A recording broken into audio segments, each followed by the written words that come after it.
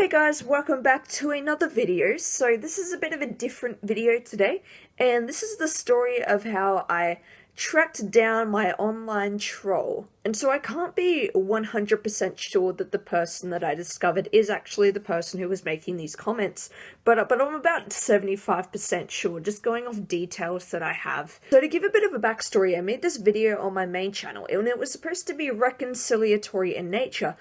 And what happened was it did attract some people who were willing to discuss the issue, but then it also attracted some people who just wanted to use my video as a platform to get their own opinion heard. And it also attracted one particular troll. Now, to me, it sometimes takes a bit of a while to work out who's a troll and who's not a troll, because you get some people who are just outright trolling, but then you get some people who actually want to discuss the issue. They just, I don't know, they have low agreeable personalities, they're not very agreeable people, and they don't know how to articulate a point so that the other party is willing to listen to it. So they'll come off as offensive and abrasive, and it sometimes takes a while to distinguish that person who actually has a point and just doesn't know how to do people, as opposed to somebody who's a troll and is just trying to stir trouble. So I ended up engaging with somebody who turned out to be a troll, and the way that I worked this out was that the arguments they were proposing, it wasn't even an argument. They just had no substance. They were vague sort of statements that were just meant to be offensive and rile someone up,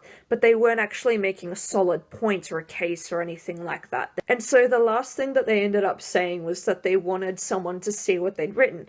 And that's when I realized this person's just after attention. And that's when I sort of said to myself, I'm not here so that somebody else can hijack the platform that I've made and the video that I've put my face to for their own agenda. Because I was like, if you want to make a point, then be brave enough to make your own video about it and put your face to it.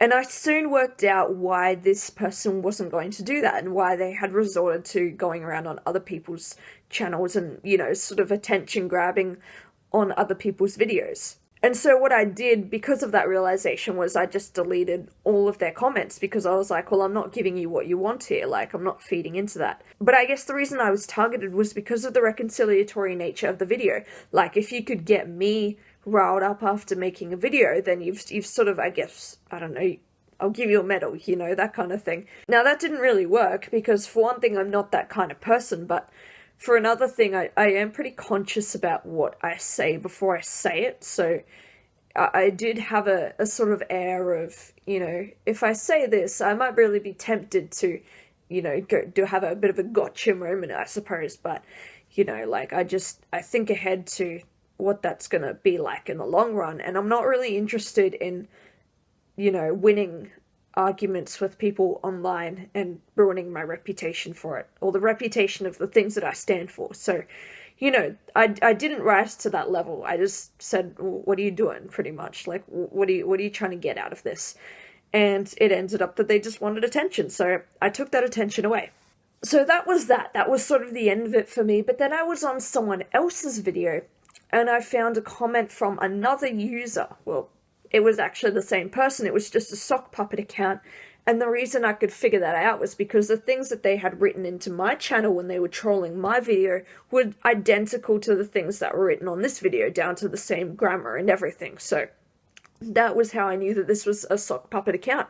And clearly they were just using this so that they could get around having their, you know, other profiles disabled on certain channels and stuff like that, and also to give likes to their own comments to, I guess, you know, use that sock puppet support to enforce their view. But there were things on this sock puppet account that the other account didn't have. So the other account, when I went on, it was just filled with, you know, playlists of Beatles videos and stuff like that, whereas the sock puppet account was different. It had a different name, of course, and then it also had a list of, like, videos that they liked, which included a lot of gliding videos, and then it had a location, so of a country. And so what I did was, using that information, oh yeah, and another thing, they also had a very distinctive picture, which is important later on. And so what I did was I typed the profile name into Google, and what I came across was a small business.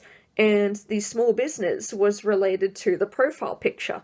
And so something clicked there, and I'm like, okay, this person is the same person as the person who runs this profile, because they were based out of the same location. They had something in common with that profile picture, and the names and the tags of their pictures that they had on this profile was the same as the YouTube profile. And so yeah, I tracked down the small business that they own on Facebook. And using that small business that they own, it then wasn't very hard to track down the actual person themselves on Facebook. And so this was sort of a rabbit hole that I went down. And keep in mind, this is Google. Like, I'm not a tech whiz or anything. I was just Googling random stuff and just followed the breadcrumbs, you know? And so I found this guy's actual profile, and I found out his age, which made sense with all the Beatles videos and stuff like that. I found pictures of him. I found out that he has a daughter he hasn't seen in like 6 years. And so I had his name and everything. Like, I knew so much personal stuff about this person who had just been spewing rubbish online. And almost with like a lot of tragedy that had happened in their life, I guess, I could see why they had turned to just trolling people, because obviously this guy's not really a fan of his own life, even though he's relatively respectful. And I looked at the reviews on his business page, and people generally tended to like him. And so the idea that this guy would have an online account in which he's using to, you know, demean other people and just say nasty things and stir the pot, it was very strange to me until you looked at the details of his life and why he would perhaps be unhappy with himself. And of course, that's what they say with a lot of the, you look up the online psychology of trolls, a lot of them are just not happy with themselves. And so I'm like, what do I do now? Do I unmask this person? Because the idea of trolls is that they just feed off anonymity, and particularly someone who's got something going for their life, which is their business. You could do a lot of damage to that by exposing someone for their activities online and the hateful stuff that they're doing.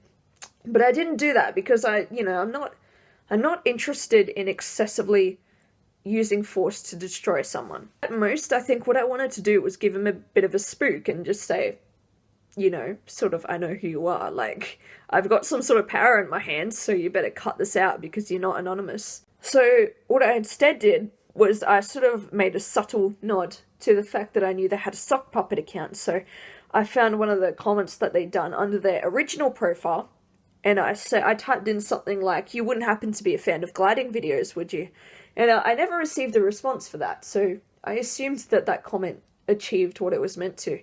But yeah, it was just one of those weird things. Like, I don't think anyone's ever, well, I haven't heard of anyone doing that before, where they've tracked down the real life identity of their online troll, which was, it was interesting. Like, to me, it was, I know people say don't engage, but again, the person in me that's just interested in psychology was wanting to know why, and like, just see how far the rabbit hole goes, and just, so I just followed that, and it led me to a real life person. And the interesting thing was that after that, when I was able to put a face and a name to the person who was doing it, like, it took away their power pretty much, because I don't know, it enacted something in me that just said, yeah, well, this person's not so big and faceless and scary. Like, they're just a sad old man from, wherever they're from. And I guess the thing was, if someone else is happy and it stands in stark contrast to what their life looks like, then it's almost offensive that other people are happy and they have to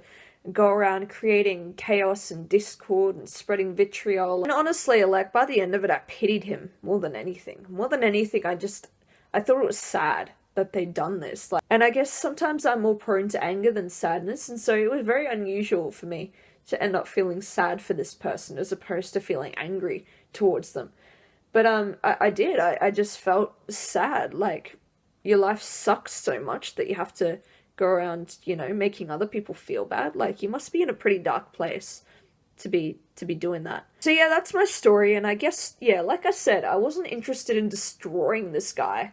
I just wanted to spook him a little and say, what you do has an effect on people, and what goes around comes around, pretty much. So if you're going to put yourself out there, then you better be careful, because it might come back and bite you.